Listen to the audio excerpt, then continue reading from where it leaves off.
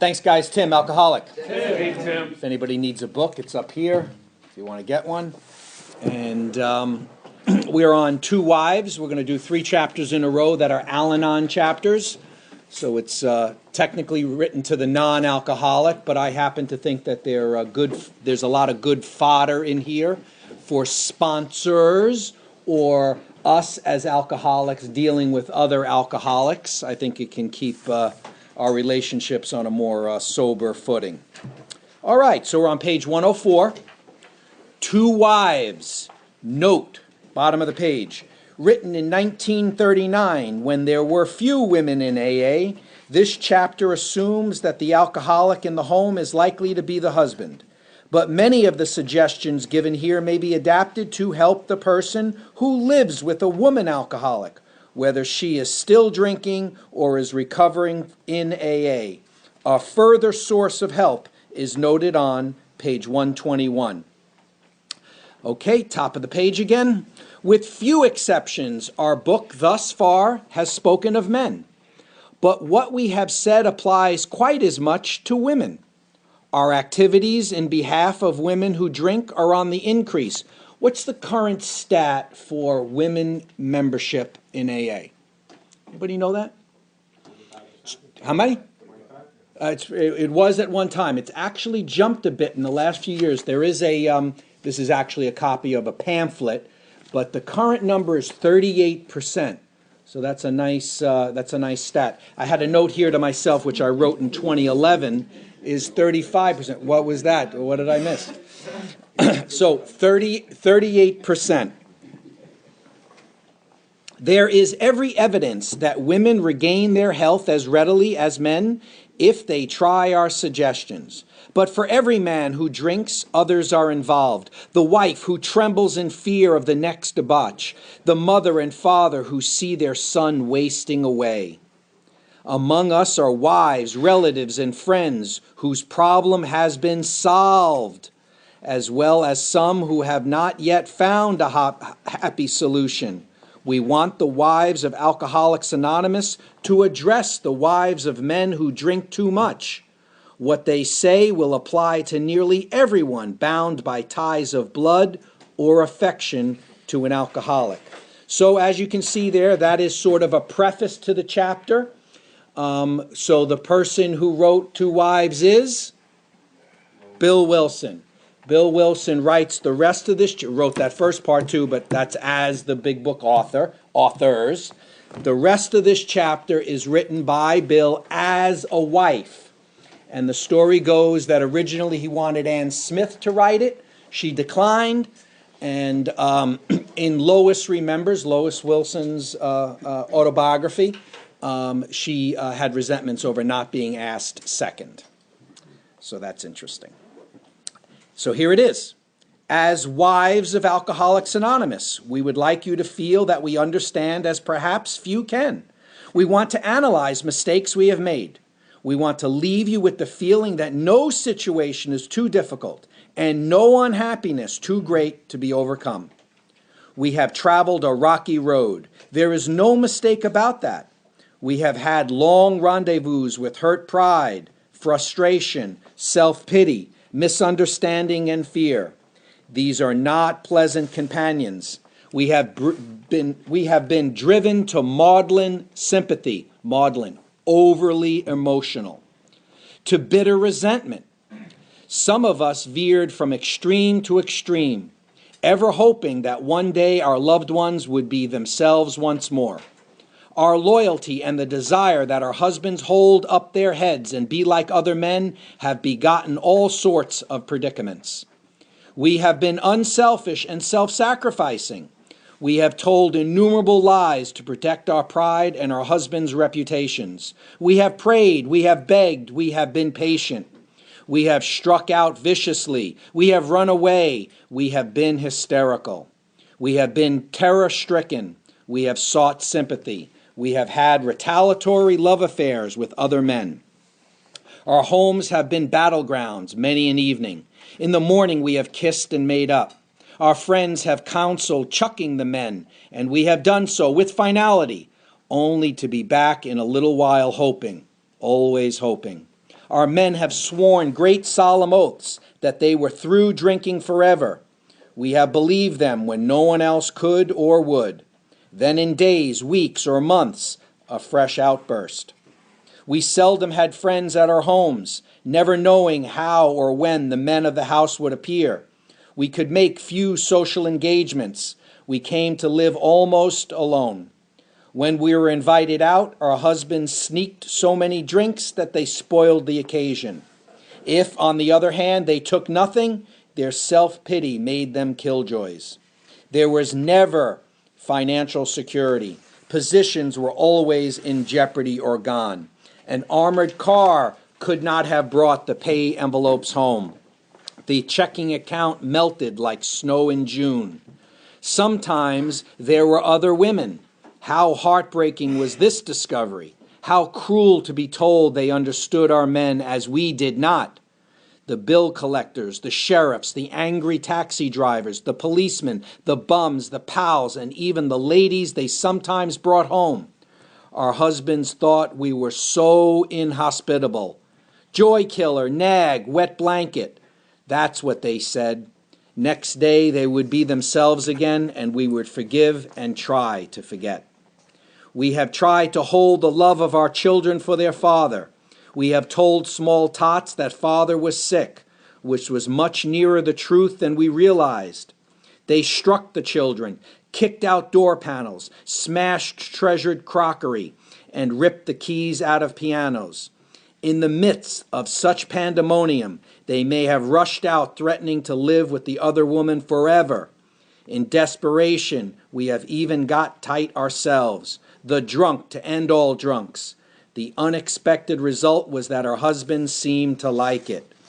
Perhaps at this point we got a divorce and took the children home to father and mother. Then we were severely criticized by our husbands' parents for desertion.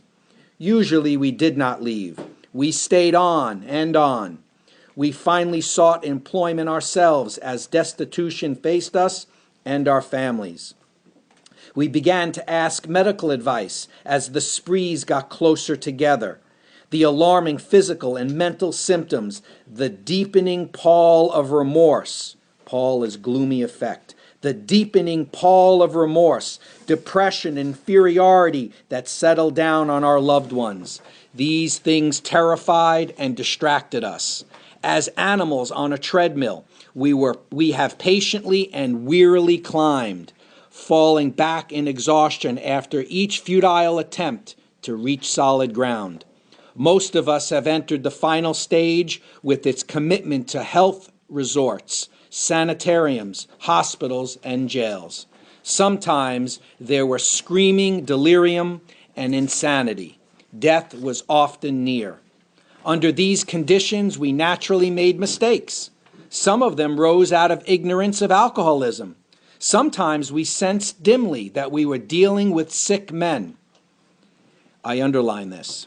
Had we fully understood the nature of the alcoholic illness, we might have behaved differently. So I think this is a good point for us to make sure that if we are dealing with somebody and we do get an opportunity to talk to the spouse, male or female, is that they need to understand the twofold disease, right? Because once that is crystal clear, once it is understood that we are powerless, that means choice is not in the equation. Choice of drinking or not drinking cannot be in the equation. We are beyond human aid. What do we have choice of? Doing the work. So until you do the solution, until you work at the solution, you have no choice. When you're in the solution, working on the solution, have done the solution, now you need to maintain the solution, that's all choice. Prior to the solution, there is no choice. You are powerless over it. Key important point to remember. How could men who love their wives and children be so unthinking, so callous, so cruel? There could be no love in such persons, we thought. And just as we were being convinced of their heartlessness, they would surprise us with fresh resolves and new attentions. For a while they would be their old sweet selves, only to dash the new structure of affection to pieces once more. Ask why they commenced to drink again. They would reply with some silly excuse or none. It was so baffling, so heartbreaking. Could we have been so mistaken in the men we married? When drinking, they were strangers. Sometimes they were so inaccessible that it seemed as though a great wall had been built around them. And even if they did not love their families, how could they be so blind about themselves? What had become of their judgment, their common sense, their willpower? There is no willpower. There is no willpower, right? This is the wife asking the question, remember, right? Why could they not see that drink meant ruin to them? Why was it, when these dangers were pointed out, that they agreed and then got drunk again immediately? These are some of the questions which race through the mind of every woman who has an alcoholic husband. We hope this book has answered some of them. Perhaps your husband has been living in that strange world of alcoholism where everything is distorted and exaggerated. You can see that he really does love you with his better self. Of course, there is such a thing as incompatibility. But in nearly every instance, the alcoholic only seems to be unloving and inconsiderate. It is usually because he is warped and sickened that he says and does these appalling things. Today, most of our men are better husbands and fathers than ever before. That means even pre-alcoholism. That's interesting. Try not to condemn your alcoholic husband no matter what he says or does. He is just another very sick, unreasonable person. Treat him, when you can, as though he had pneumonia. When he angers you, remember that he is very ill. There is an important exception to the foregoing. We realize some men are thoroughly bad-intentioned, that no amount of patience will make any difference. An alcoholic of this temperament may be quick to use this chapter as a club over your head. Don't let him get away with it. If you are positive he is one of this type, you may feel you had better leave. Is it right to let him ruin your life and the lives of your children? Here's what I double underlined. Especially when he has before him a way to stop his drinking and abuse if he really wants to pay the price. So once he's been exposed to the solution and he chooses not to do it, all of the prior to that is in effect. Once he has been given the solution and chooses not to, and is still an abusive person, he or she, that's when you can consider that this is not a salvageable situation. But not until then. Not until the solution has been put before them. The problem with which you struggle usually falls within one of four categories. 1, your husband may be only a heavy drinker. His drinking may be constant, or it may be heavy only on certain occasions. Perhaps he spends too much money for liquor. It may be slowing him up mentally and physically, but he does not see it. Sometimes he is a source of embarrassment to you and his friends. He is positive he can handle his liquor, that it does him no harm, that drinking is necessary in his business. He would probably be insulted if he were called an alcoholic. The world is full of people like him. Some will moderate or stop altogether, and some will not. Of those who keep on, a good number will become true alcoholics after a while. So alcoholic number 1 is not an alcoholic. The most you could say is a potential alcoholic. So that means self-will is still in effect. The doctor can say you have an enlarged liver, and he can say, oh, you're kidding me, I do, and give up booze, and that be the end of it. Might be a little bit of a struggle, might have to use a little bit of doctor stuff, but can make that decision and have no use for any other things that we talk about here, right? Not an alcoholic. 2, your husband is showing lack of control, for he is unable to stay on the water wagon even when he wants to. Notice the use of the water wagon. It implies having stopped without a spiritual solution. It means you white-knuckled through it. It's like, I'm giving it up for Lent. That's different than what we talk about, right? Whenever they use water wagon, it's actually a negative, right? Let me just do that sentence again. Your husband is showing lack of control, for he is unable to stay on the water wagon even when he wants to. He often gets entirely out of hand when drinking. He admits this is true, but is positive that he will do better. He has begun to try, with or without your cooperation, various means of moderating or staying dry. Notice it doesn't say sober. Maybe he is beginning to lose his friends. His business may suffer somewhat. He is worried at times and is becoming aware that he cannot drink like other people. He sometimes drinks in the morning, and through the day also, to hold his nervousness in check. He is remorseful after serious drinking bouts and tells you he wants to stop. But when he gets over the spree, he begins to think once more how he can drink moderately next time. We think this person is in danger. These are the earmarks of a real alcoholic. Perhaps he can still tend to business fairly well. He has by no means ruined everything.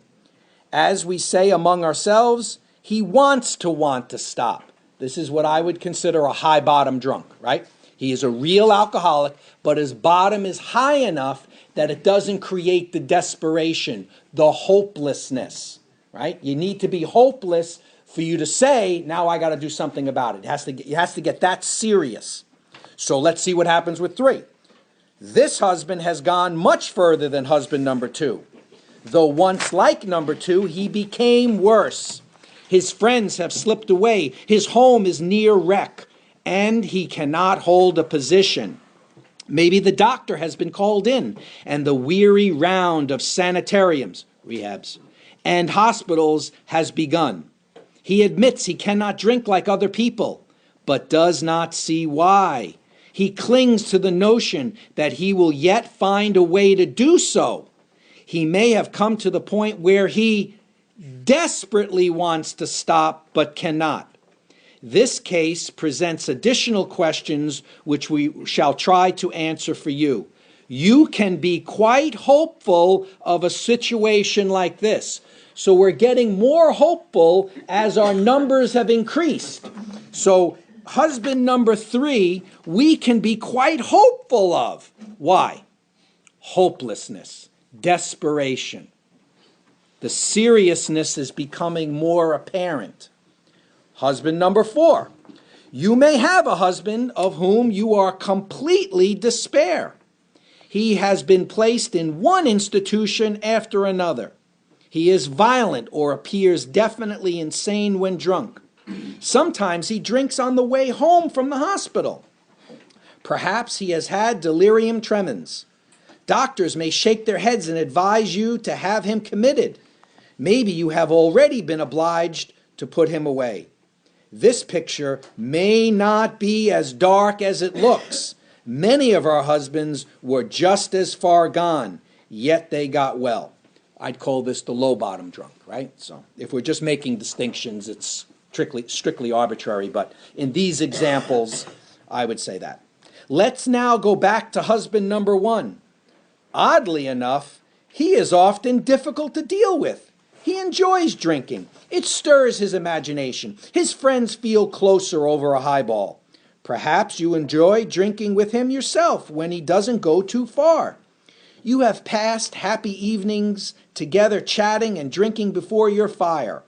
Perhaps you both like parties which would be dull without liquor. We have enjoyed such evenings ourselves. We had a good time. We know all about liquor as a social lubricant. Some, but not all of us, think it has its advantages when reasonably used. What's AA's position on alcohol? Neutrality. Neutrality. No position whatsoever. It's strictly up to you. Only answer I have. Stick with what you got, right? The first principle of success is that you should never be angry. I think this is great advice to sponsors, right? The guy keeps chronic relapse, or he's not listening to anything I say. The first principle of success is that you should never be angry. Even though your husband becomes unbearable and you have to leave him temporarily, you should, if you can, go without rancor. Patience and good temper are most necessary. Our next thought is that you should never tell him what he must do about his drinking. If he gets the idea that you are a nag or a killjoy, your chance of accomplishing anything useful may be zero. He will use that as an excuse to drink more. He will tell you he is misunderstood. This may lead to lonely evenings for you. He may seek someone else to console him, not always another man. Be determined that your husband's drinking is not going to spoil your relations with your children or your friends. They need your companionship and your help. It is possible to have a full and useful life, though your husband continues to drink. This is what would be told as soon as they walked into Al-Anon, if they walked into Al-Anon, is that their peace, serenity, happiness, and usefulness to the world has nothing to do with the spouse's drinking. Our lives are not conditionally based. It's not going to be based on whether we lose the job or not, or we get the divorce or not. It can't be. It's a much bigger game than that. Can't be conditional. We know women who are unafraid, even happy under these conditions. Holy crap. Do not set your heart on reforming your husband. You may be unable to do so no matter how hard you try. That whole paragraph has sponsor all over it. We know these suggestions are sometimes difficult to follow, but you will save many a heartbreak if you can succeed in observing them. Your husband may come to appreciate your reasonableness and patience. This may lay the groundwork for a friendly talk about his alcoholic problem. Try to have him bring up the subject himself. Be sure you are not critical during such a discussion. Attempt instead to put yourself in his place. Let him see that you want to be helpful rather than critical. When a discussion does arise, you might suggest he read this book, or at least the chapter on alcoholism. Why the chapter on alcoholism? It's page 30. It's step 1. Got to start someplace, right? That's the place to be. Because once we accept the powerlessness stuff, there is potential there that is the opening. You lose 20 pounds. Oh, you mean I can't control this thing? It sets the stage for the right attitude to begin now. Tell him you have been worried, though perhaps needlessly. You think he ought to know the subject better, as everyone should have a clear understanding of the risk he takes if he drinks too much. Show him you have confidence in his power to stop or moderate. Say you do not want to be a wet blanket, that you only want him to take care of his health. Thus, you may succeed in interesting him in alcoholism. He probably has several alcoholics among his own acquaintances. I underline this. You might suggest that you both take an interest in them. So getting out of oneself, not what I go and I take, but now I'm going to go give something, and I'm a chronic relapser, but I'm going to go take interest in my acquaintance who has a problem also. It's a nice place to start, and particularly when the spouse does it with you. Drinkers like to help other drinkers. Your husband may be willing to talk to one of them. If this kind of approach does not catch your husband's interest, it may be best to drop the subject. But after a friendly talk, your husband will usually revive the topic himself. This may take patient waiting, but it will be worth it. Meanwhile, you might try to help the wife of another serious drinker, which is exactly what they tell him in Al-Anon, right? She'd want to come in and you'd want to complain about the spouse, and they'd say, okay, yeah, terrific. So why don't you go help Tommy over there, or help Mary over there, right? That's what the suggestion would be. If you act upon these principles, your husband may stop or moderate. going to stop there tonight.